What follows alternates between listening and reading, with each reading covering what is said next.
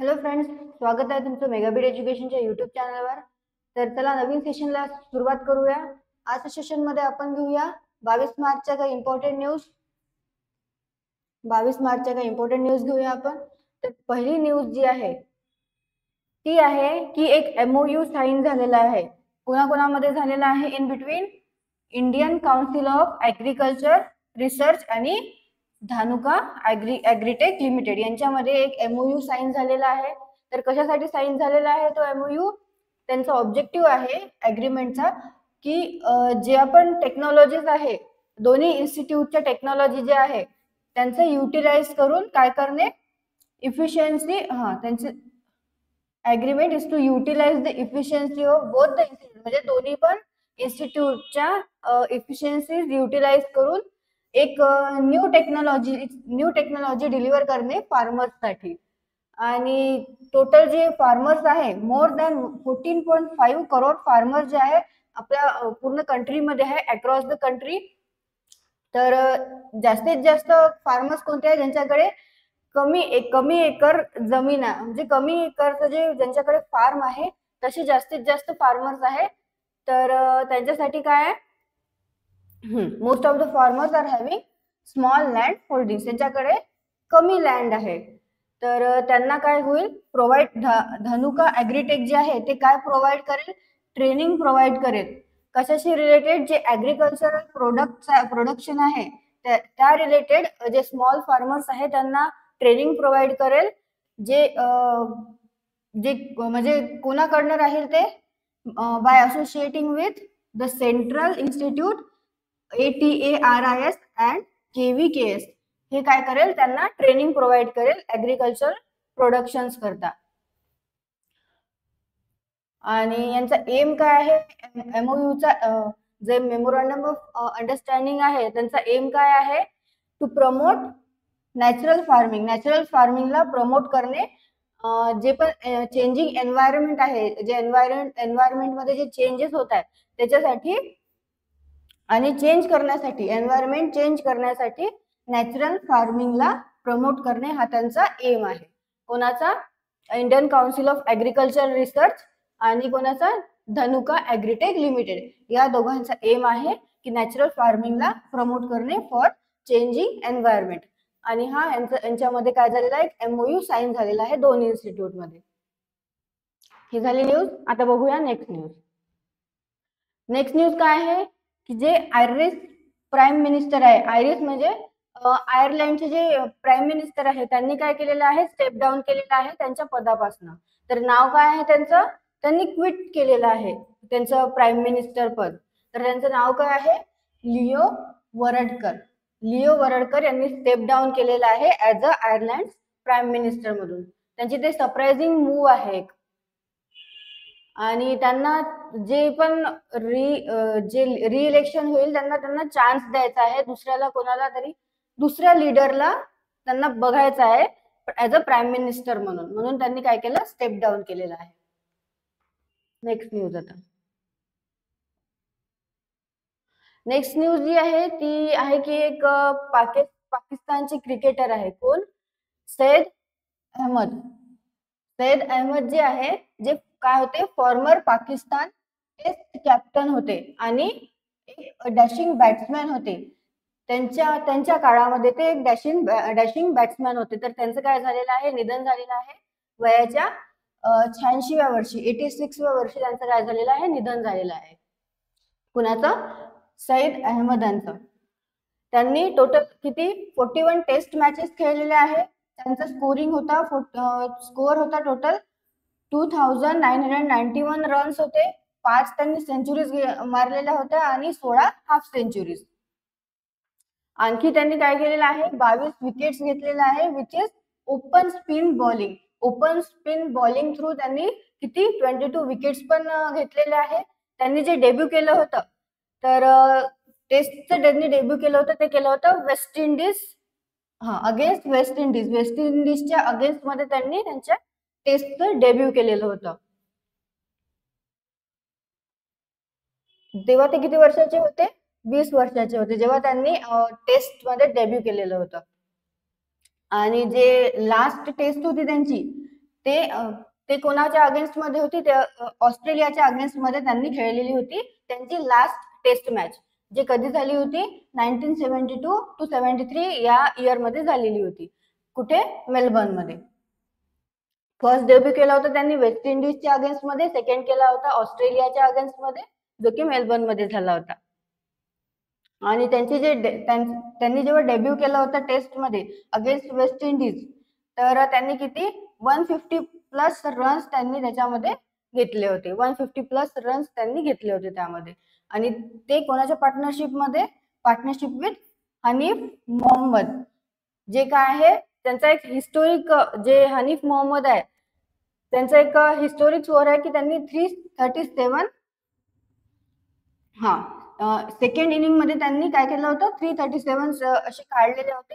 आणि त्याच्यामध्ये त्यामुळे त्यांना काय झालेलं होतं, जे पाकिस्तान म्हणजे जी मॅच आहे ती काय झाली, त्याच्यामुळे ड्रॉ झाली होती, ती मॅच ड्रॉ झालेली होती. ओके, तर ही झाली न्यूज. जे फॉर्मर पाकिस्तानचे जे क्रिकेटर आहे, बॅट्समॅन, त्यांचं काय झालेलं आहे, निधन झालेलं आहे. त्यांचं नाव आहे सैद अहमद. तर बघूया आता नेक्स्ट न्यूज. तर नेक्स्ट न्यूज जी आहे ती युनियन मिनिस्टर किरण रिजिजू यांना काय दिलेलं आहे, ऍडिशनल चार्ज दिलेला आहे. तर कोणाचं दिलेलं आहे ते बघू आपण. जे युनियन मिनिस्टर आहे किरण रिजिजू, त्यांना काय दिलेलं आहे, additional charge. Ministry of food processing industries त्यांना ऍडिशनल चार्ज दिलेला आहे. आफ्टर जे युनियन मिनिस्टर अँड राष्ट्रीय लोक जनशक्ती पार्टी चीफ कोण, पशुपती कुमार पारस, जे पशुपती कुमार पारस जे आहे त्यांनी रिझाईन केलं आहे त्यांच्या पदापासून. जे कशाचे युनियन मिनिस्टर पण आहे आणि राष्ट्रीय लोक जनशक्ती पार्टीचे जे चीफ आहे पशुपती कुमार पारस, त्यांनी रिझाईन केलं. म्हणून त्यांच्या जागेवर आता किरण रिजिजू हे काम करणार आहेत. म्हणजे त्यांचे जे चार्जेस आहे ते आता किरण रिजिजू यांना दिलेलं आहे. आणि जे त्यांचं रेझिग्नेशन आहे, कोणाचं, पशुपती कुमार पारस, हे त्यांचं रेझिग्नेशन द्रौपदी मुर्मू जे प्रेसिडेंट आहे त्यांनी ऍक्सेप्ट पण केलेलं आहे. तर जे पशुपती कुमार आहे त्यांनी कधी जॉईन केलेलं होतं, जे ministry of food processing industries जुलै 2021 मध्ये त्यांनी जॉईन केलं होतं ते कॅबिनेट मिनिस्ट्री. आणि तेव्हा काय झालं होतं, रिशफल झालेली होती, म्हणजे मिड टर्म मध्ये रिशफल झालेली होती पूर्ण कॅबिनेटची जी मिनिस्ट्री आहे. तेव्हा त्यांना ते जे मिनिस्ट्री आहे ते मिळालेली होती. आणि जे रिजिजू आहे जे कशाचे आहे, युनियन मिनिस्टर, सध्या म्हणजे करंटली तर ते कशाचे आहे, मिनिस्ट्री ऑफ अर्थ सायन्स यांचा चार्ज आहे किरण रिजिजूकडे. पण आता ते ऍडिशनल कशासाठी पण काम करेल, ministry of food processing industries साठी पण ते काम करतील. ओके, तर आता ही झाली न्यूज आपली की किरण रिजिजू काय करेल, ऍडिशनल चार्ज घेणार आहे. कोणाच्या जागेवर, पशुपती कुमार पारस यांच्या जागेवर. आणि ऑलरेडी त्यांच्याकडे मिनिस्ट्री आहे, ministry of earth science. Next बघूया आता. तर नेक्स्ट जी न्यूज आहे ती आहे की काय, CSIR, NIST आणि VSS यांनी सोबत मिळून काय करणार आहे, हे दोन्ही पण जे इन्स्टिट्यूट्स आहे, जसं की CSIR national institute for interdisciplinary science and technology, त्यांनी काय केलेलं आहे, कोलॅबोरेशन केलं आहे कोणासोबत, इस्रो विक्रम साराभाई स्पेस सेंटर सोबत. यांच्यासोबत एक MOU साइन केलेला आहे आणि कोलॅबोरेशन केलेलं आहे. कशा करता, जे रिसर्च आणि डिलिव्हरी ऑफ ऍडव्हान्स मटेरियल आहे यांना स्केल अप करण्यासाठी हा जो आहे MOU तो साइन झालेला आहे. आणि ऍग्रीमेंट काय फॅसिलिटेट करणार आहे, हा ऍग्रीमेंट जो VSSC आणि CSIR NIST मध्ये झालेला आहे, तो की जे पण ब्रॉड एरियाज आहे त्या ब्रॉड एरिया म्हणजे काय आयडेंटिफाय करेल ते ब्रॉड एरिया या कोलॅबोरेशनमुळे. आणि काय डिलिव्हर करेल, advance material like engineered alloys, जे ऍडव्हान्स मटेरियल्स आहे जे स्पेस प्रोग्राम साठी लागणार आहेत, जसं की काय इंजिनियर्ड अलॉयज, कोटिंग्स आणि फंक्शनल मटेरियल ते काय करेल, क्रिटिकल अप्लिकेशन इन प्रोग्राम ते यामध्ये डिलिव्हरी करेल. ठीक आहे, leading to delivery of advance material जसं की engineered alloys, coating and functional material हे त्यांना त्या कोलॅबोरेशन मध्ये सगळे ते लीड करेल, डिलिव्हर करेल. आणि जे CSIR NIST आहे हे काय आहे, एक इंटरडिसिप्लिनरी रिसर्च लॅबोरेटरी आहे, जे कशाच्या अंडरमध्ये येते, council of scientific and industrial रिसर्चच्या अंडरमध्ये येते NIST. आणि यांचा एक लॉंग रेकॉर्ड आहे. कशाचा रेकॉर्ड आहे की त्यांनी खूप चांगलं काम केलेलं आहे. कशामध्ये, रिसर्च अँड डेव्हलपमेंट मध्ये त्यांनी खूप चांगलं काम केलेलं आहे. आणि आता यामुळे, या कोलॅबोरेशनमुळे, या MOU जे एग्रीमेंट साईन झालाय त्यामुळे जे VSSC आहे, जे विक्रम साराभाई स्पेस सेंटर आहे, त्यांना त्याचा फायदा होईल. त्यांच्या त्या चांगल्या वर्कचा, जे रिसर्च अँड डेव्हलपमेंट मध्ये त्यांनी चांगलं वर्क केलेलं आहे, त्याचा VSSC ला फायदा होईल. नेक्स्ट न्यूज बघूया आता. तर नेक्स्ट न्यूज आहे इराक आणि साऊथ कोरिया यांचे जे डिफेन्स चीफ्स आहे यांच्यामध्ये काय झालंय, एक कोऑपरेशनचं म्हणजे ऍग्री झालेले आहे ते एका कशासाठी, जे आर्म इंडस्ट्री आहे, आर्म इंडस्ट्रीच्या कोऑपरेशन साठी त्यांनी एक ऍग्रीमेंट केलेला आहे. कोणी, जे डिफेन्सेस आहे साऊथ कोरिया आणि इराकचे यांनी, जे साऊथ कोरियाचे बिल्ड हेलिकॉप्टर्स आहे, साऊथ कोरियाचे बिल्ड हेलिकॉप्टर्स त्यांच्या साइन ऑफ बगदाद इंटरेस्ट साठी जो आर्म इंडस्ट्री कोऑपरेशन आहे हा झालेला आहे defence chiefs south Korea and Iraq यांचा. जे 2013 मध्ये कोरिया एरोस्पेस इंडस्ट्री लिमिटेड आहे काय, तर यांनी एक डील साइन केलेली होती. कशाची, सप्लाय ऑफ 24 T50 IQs, जे कशाचं व्हेरियंट आहे, T50 सुपरसोनिक ट्रेनरचं काय आहे ते एक व्हेरियंट आहे. T50 सुपरसोनिकचं ट्रेनरचं एक व्हेरियंट आहे, त्याचं नाव काय आहे, T50 IQs. तर 24 जे आहे 24 जे सप्लाय आहे त्यांचं काय झालेलं होतं, एक डील साइन झालेलं होतं to the middle east country यांच्याशी. ओके, तर ही झाली न्यूज. आणि हे जे इराकी मिनिस्टर आहे यांनी एक एक्सपेक्टेशन त्यांची एक्सप्रेस केलेली आहे. कशा करता, जे साऊथ कोरियाचे जे वेपन्स आहे ते जर इराककडे आले, ते जर इराकला मिळाले तर काय होईल, त्यांच्या कंट्रीची जे डिफेन्स कॅपेबिलिटीज आहे ते स्ट्रेंथन होईल. तर ही त्यांची एक्सपेक्टेशन आहे की जे साऊथ कोरियाचे वेपन्स आहे ते जर इराकला मिळाले तर जे डिफेन्स आहे, त्यांची कंट्रीची डिफेन्स कॅपेबिलिटीज आहे ते काय होईल, त्यांना मदत मिळेल स्ट्रेंथन होण्यासाठी. ओके, ही झाली न्यूज साऊथ कोरिया आणि इराकची. तर साऊथ कोरियाबद्दल बघू आपण. तर साऊथ कोरियाचं कॅपिटल काय आहे, सोल. प्रेसिडेंट कोण आहे तिथले, युन सुक योल. प्राईम मिनिस्टर आहे हॅन डक सू. करन्सी आहे कोरियन रिपब्लिक वॉन. हे झालं टोटल साऊथ कोरिया बद्दल. आता बघू नेक्स्ट न्यूज. नेक्स्ट न्यूज जी आहे ती रिझर्व्ह बँक ऑफ इंडियाने काही पेनल्टीज लावलेल्या आहे. तर कोणाला लावलेल्या आहे पेनल्टीज, DCB बँकला लावलेल्या आहे आणि तमिळनाड मर्कंटाईल बँकला लावलेल्या आहे पेनल्टीज. तर कशासाठी लावलेल्या आहे, जे पण इंटरेस्ट रेट ऑन ऍडव्हान्सेस आहे त्याचं त्यांनी काय नाही केलेलं आहे, त्यांनी रूल्स फॉलो नाही केलेले आहे, यासाठी त्यांना ती पेनल्टी लागलेली आहे. त्यांनी ते रूल्स अँड रेग्युलेशन्स, जे पण डायरेक्शन्स असतात, आरबीआय ऍक्टच्या थ्रू काही ऍक्ट असतात, काही काय असतात, जसे की काही रूल्स फॉलो केल्या जातात, जे आरबीआय सगळ्या बँक्सला करावं लागते. तर ती जी आहे ती तमिळनाड मर्कंटाईल बँक आणि DCB बँकने फॉलो केलेलं नाही, म्हणून त्यांना काही पेनल्टी लागलेल्या आहे. तर बघू DCB बँकला किती लागलेलं आहे पेनल्टी. टोटल 63.6 लाखचं पेनल्टी लागलेलं आहे DCB बँकला. आणि सेंट्रल बँकने इन्फॉर्म केलेलं आहे की जे तमिळनाड मर्कंटाईल बँकला किती लागलेला आहे पेनल्टी, 1.31 करोड एवढा पेनल्टी कशासाठी कोणाला लागलेला आहे, तमिळनाड मर्कंटाईल बँकला लागलेला आहे. कशामध्ये जे काय काही डायरेक्शन्स असतात जे इश्यू केल्या जातात, इंटरेस्ट रेट ऑन ऍडव्हान्सेस आणि central repository of information on large credits, revision in reporting, तर याच्यासाठी त्यांना काय लागलेला आहे, हा पेनल्टी लागलेला आहे. हे त्यांनी फुलफिल नाही केलेलं आहे म्हणून त्यांना ती पेनल्टी लागलेली आहे.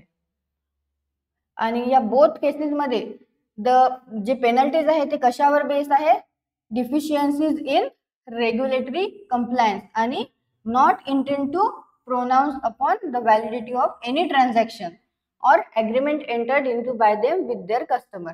तर यासाठी जे आहे कशावर बेस्ड आहे, डिफिशियन्सीज इन रेग्युलेटरी कंप्लायन्स आणि त्यांनी काय इंटेंड नाही केलेलं आहे जे pronounce upon the validity of कोणत्या पण ट्रान्झॅक्शनचं जे व्हॅलिडिटीसाठी त्यांनी हे नाही केलेलं आहे, आणि agreement entered into by them with their customer.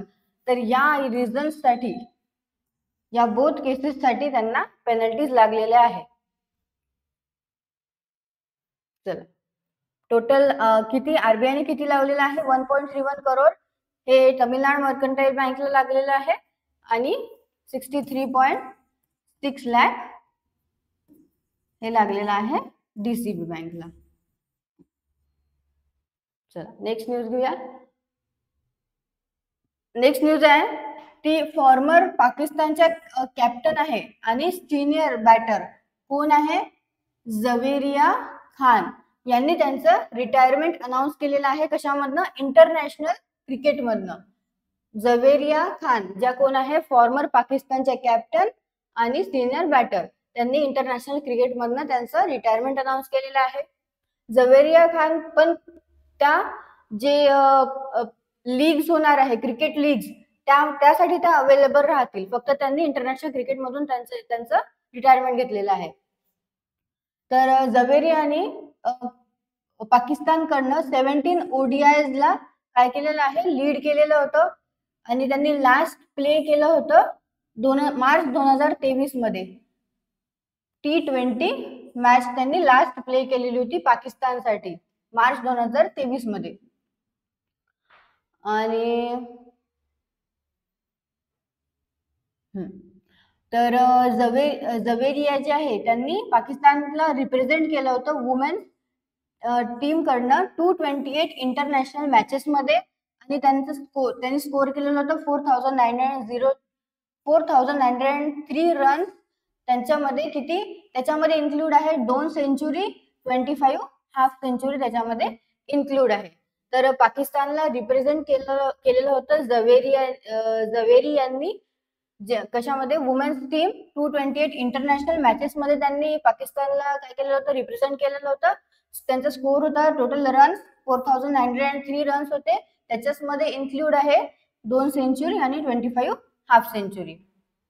आणखी त्यांनी 28 इंटरनॅशनल विकेट्स पण घेतलेले आहे. जवेरिया जे आहे ते currently second leading run scorer आहे. म्हणजे त्यांच्या आधी पण एक वुमेन आहे ज्यांनी काय केलेलं आहे, तेवढे रन्स घेतलेले आहे.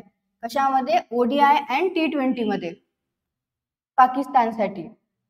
अँड आणखी काय आहे, only womens cricketer from Pakistan, ते ओनली वुमेन क्रिकेटर आहे पाकिस्तान मधल्या ज्यांनी किती स्कोर केलेले आहे, 2000 रन्स हे काय केलेले आहे, स्कोर केलेले आहे इन इच फॉर्मॅट. बिस्माहा मरूफ यांच्यानंतर त्या सेकंड क्रिकेटर आहे पाकिस्तानच्या वुमेन्स टीम मधल्या ज्यांनी काय केलेलं आहे, 2000 रन्स हे घेतलेले आहे सगळ्या फॉर्मॅट्स मध्ये, इच फॉर्मॅट मध्ये. ओके, तर हे झाले जवेरिया खान बद्दलची न्यूज. ओके, आता क्वेश्चन्स घेऊया आपण. तर फर्स्ट न्यूज वर क्वेश्चन आहे आपला की with whom the Dhanuka agritech limited यांनी साइन केलेला आहे MOU कशासाठी, utilize the efficiency of both the institution. दोन्ही इन्स्टिट्यूशन्सचे जे इफिशियन्सी आहे ते युटिलाइज करण्यासाठी आणि जे फार्मर्स आहे त्यांना काय एक टेक्नॉलॉजी डिलिव्हर करण्यासाठी त्यांनी एक MOU साइन केलेला आहे. तर कोणासोबत साइन केलेला आहे? Indian council of agriculture research ICAR सोबत हा MOU साइन केलेला आहे धनुका ऍग्रीटेक लिमिटेड यांनी. नेक्स्ट क्वेश्चन बघूया. नेक्स्ट क्वेश्चन आहे name the incumbent prime minister of Ireland. तर प्राईम मिनिस्टर जे आहे आयर्लंडचे त्यांनी स्टेप डाऊन केलेला आहे त्यांच्या पोस्ट पासून. तर त्यांचं नाव काय आहे? त्यांचं नाव आहे लिओ वरडकर. नेक्स्ट बघूया question. Next former test captain Saeed Ahmed passes away age 86. तर ते जे आहे ते कुठनं बिलॉंग करतात? ते बिलॉंग करतात पाकिस्तान कंट्री. पाकिस्तान जे आहे कंट्री तिथनं ते बिलॉंग करतात.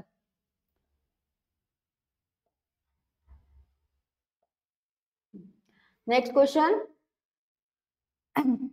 Who has been given an additional charge of the Ministry of Food Processing Industry? तर ministry of food processing industry याचा ऍडिशनल चार्ज कोणाला देण्यात आलेला आहे? याचा ऍडिशनल चार्ज देण्यात आलेला आहे किरण रिजिजू यांना. नेक्स्ट बघूया. नेक्स्ट आहे CSIR NIST ज्यांनी joins hand with which ISRO centre.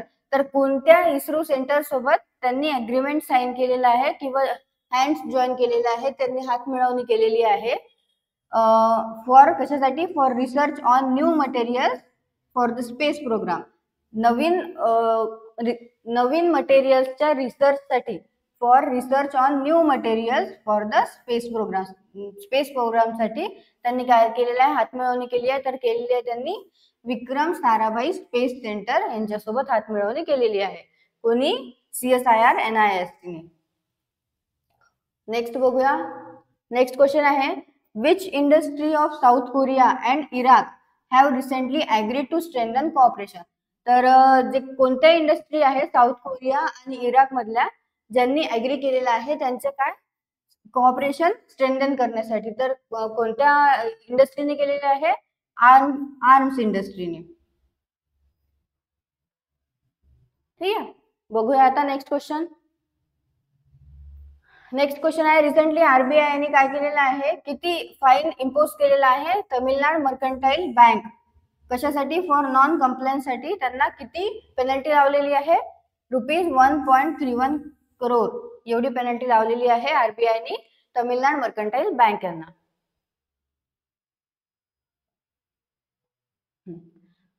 Next आहे name the only woman cricketer from Pakistan. कोणत्या आहेत त्या ओनली वुमन क्रिकेटर पाकिस्तान मधल्या ज्यांनी स्कोर केलेले आहे 2000 run in each format beside Bismah Maroof आणि अनाऊन्स केलेलं आहे त्यांचं रिटायरमेंट कुठनं? इंटरनॅशनल क्रिकेट मधनं. तर त्यांचं नाव आहे जवेरिया खान. त्यांचं नाव काय आहे? जवेरिया खान. ओके. तर आजचं सेशन तुम्हाला आवडलं असेल तर लाईक करा, चॅनलला सबस्क्राईब करा, शेअर करा आणि आमचं टेलिग्राम चॅनल आहे त्याची लिंक जी आहे ती डिस्क्रिप्शन मध्ये दिलेली आहे, त्याला जॉईन करा. थँक्यू.